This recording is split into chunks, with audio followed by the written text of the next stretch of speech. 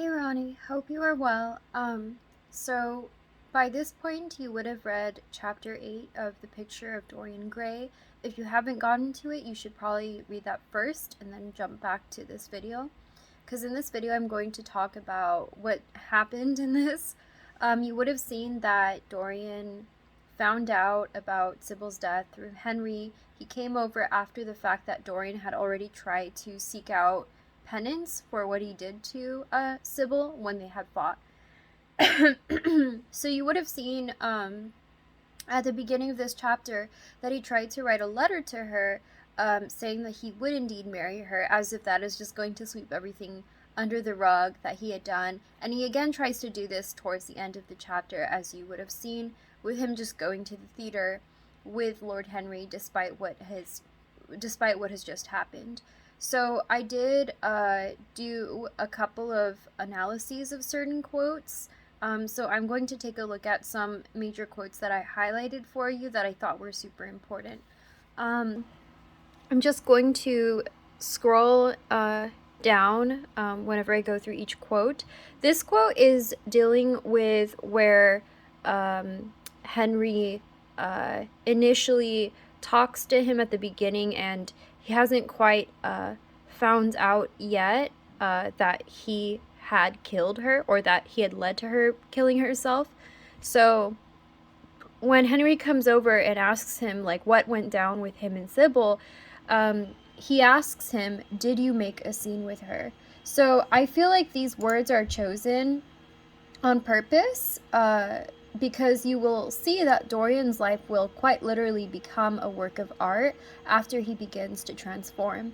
And it also is fitting given that they are in a theater, hence they are making a scene. And Dorian only loved Sybil when she was creating scenes, so he never really truly got to know her.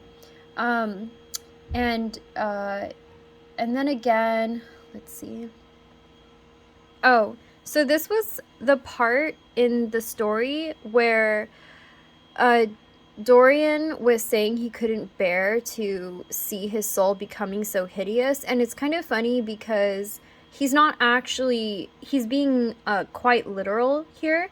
It doesn't seem like Dorian truly wants to be good for the right reasons, but rather he doesn't want it to be reflected onto his painting. He doesn't want to be reminded of him getting his hands dirty with Sybil's blood. And so that's why it's really funny that in response to him saying, I can't bear the idea of my soul being hideous, I don't want to be a bad person, and then Henry says, a very charming artistic basis for ethics, Dorian. I congratulate you on it, but how are you going to begin? He's asking, what are you going to do to kind of seek out penance? Again, it's ironic because Henry congratulates him for being so ethical, because he doesn't realize that Dorian is being literal since he doesn't know about the painting himself. And that's when he explains, oh, I plan to marry her, and Henry's like, so you don't know what happened. And that's when he delivers the bad news.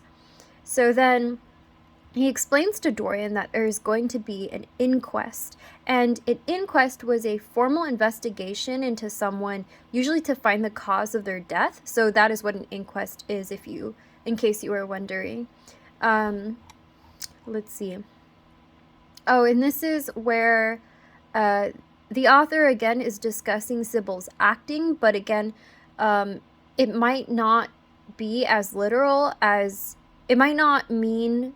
It might not be as literal in this case. So he says, yes, it is very tragic, of course. This is Henry speaking to Dorian, but you must not get yourself mixed up in it. So he's telling him, like, don't let your name be associated with what has happened to Sybil. It says, I see by this standard, as in the newspaper where he found this out, that she was 17. I should have thought she was almost younger than that. She looked like such a child and seemed to know so little about acting. Dorian, you mustn't let this thing get on your nerves. You must come and dine with me, and afterwards we will look in at the opera. It is a Patty night, and everybody will be there. You can come to my sister's box. She has got some smart women with her. So here again, the author is not being literal about her being too young to act per se, maybe, but rather too young to act in the scene of marrying someone so early, especially someone you barely know. So that's where there's like certain, it's interesting because this is not the first time I've read this story, so it's kind of interesting to see this play on words when you read it another time. What's also important is Henry is trying to make him forget about Sybil already by going to the opera. So it's like, is that really the right thing to do in this situation? And again, we start to see Dorian is treating her life as if it is a play here, because he says, "So I have murdered Sybil Vane," said Dorian Gray, half to himself. "Murdered her as surely as if I had cut her little throat with a knife. Yet the roses are not less lovely for all that. The birds sing just as happily in my garden." So again, you get very flowery language anytime Sybil is mentioned in the play, because again, she was kind of like romanticized. She was idolized by Dorian. And even though the reality of her life was actually quite sad because she was in poverty. So he's again treating her life as if it is a play. Everything still remains the same, beautiful and lovely, as if this is not truly reality that has happened. And it's kind of like, I don't know, it just seems like that isn't the right thing to say at this time. So it's really weird that Dorian is saying something like that. Like, oh yeah, things are continuing to happen, or things continue to be fine even though she has just died. And then this is where Dorian is understanding to himself, like, something is wrong with the way he's reacting. He says, "Harry," cried Dorian Gray, coming over and sitting down beside him. "Why is it that I cannot feel this tragedy as much as I want to? I don't think I am heartless, do you?" So even Dorian is aware that his reaction doesn't seem right.